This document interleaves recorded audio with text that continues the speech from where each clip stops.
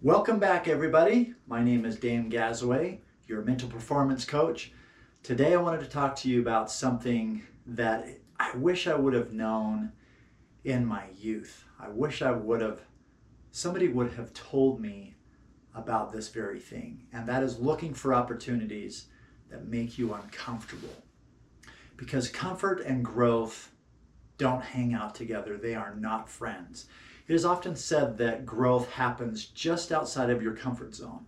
So I'm going to give you a couple of examples of how I got out of my comfort zone and have grown in the area of one, public speaking, and two, just baseball in general. So I may come up with some sports analogies, but I want to talk to you today about public speaking because a lot of people fear that. They have a lot of anxiety.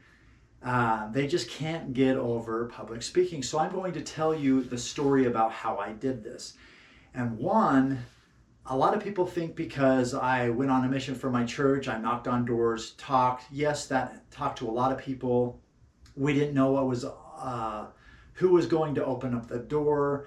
That was a little nerve-wracking sometimes, and that helped. But that was just one-on-one. So when I got back home from my mission, I would speak in church, and there were maybe 200 or 300 people there, but there was always a topic of discussion that I was very familiar with, and that I had the pulpit right here. I could just read my talk, and I was somewhat good at it. But I didn't really get good at it until I was thrown out on stage. So I took a job in network marketing, and I knew I would have an opportunity to speak a lot, and that made me nervous. I didn't feel 100% comfortable with that.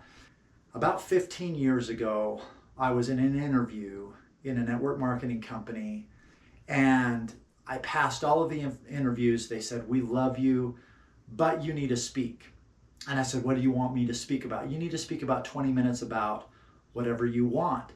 So the topic that I chose was baseball, because it was just something very familiar to me, and I could talk about it forever, about how to throw a baseball. So that's what I actually did. I actually talked about how to throw a baseball. I showed up, gave a 20-minute presentation in front of the president of the company, some other sales representatives, and of course I did really well because I had already had a baseball business for 15 years at that point, and I knew what I was talking about. So that was a subject that was so easy. In fact, if you remember in my other video, I was talking about getting up in the middle of the stands, in the bleachers, in between innings, and introducing myself, saying, "Hey, this is Dan Gazaway. I'm a pitching coach, and raise your hand if you have a son that is a pitcher. I'd love to work with them." And then I'd hand out my business cards. I could do things like that. But in a more professional setting, it was nerve-wracking. I definitely got outside of my comfort zone. So I remember one of the first times I get this job, I had to just simply introduce myself in front of their spouses, in front of about 25 different couples. We were at Sundance Resort, and I remember I was sitting, there were a bunch of round tables set up, and I was sitting towards the end, and everybody was just standing up and introducing themselves. It took about 30 minutes to do, and when they got to my table, I was so nervous. My hands started sweating, the palms of my hands started sweating, and I was just a nervous wreck. But then I did it, right? I was just like, "Hey, my name is..." It was so easy to do. Like, "My name is Dan Gazaway. I'm a sales manager. I've been here for such and such. I've been married for however long." I just shared a couple of things about my family, and then I sat down. But I remembered I was just very nervous. This was just like 15 years ago.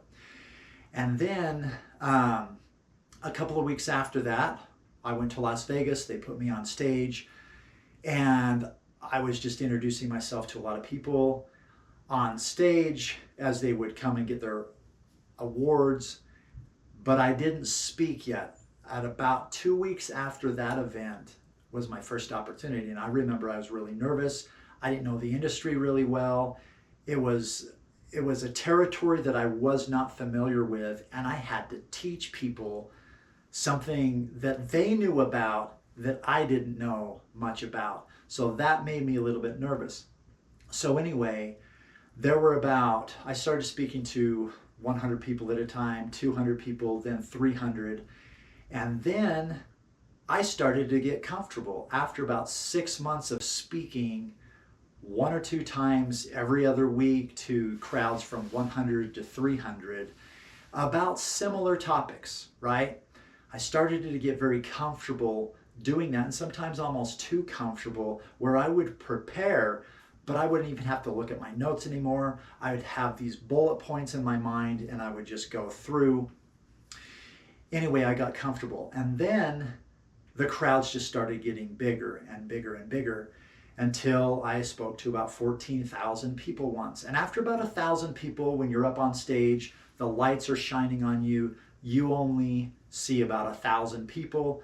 And if you could speak to 1,000 people, you can speak to 50,000 people. At that point, it really doesn't matter.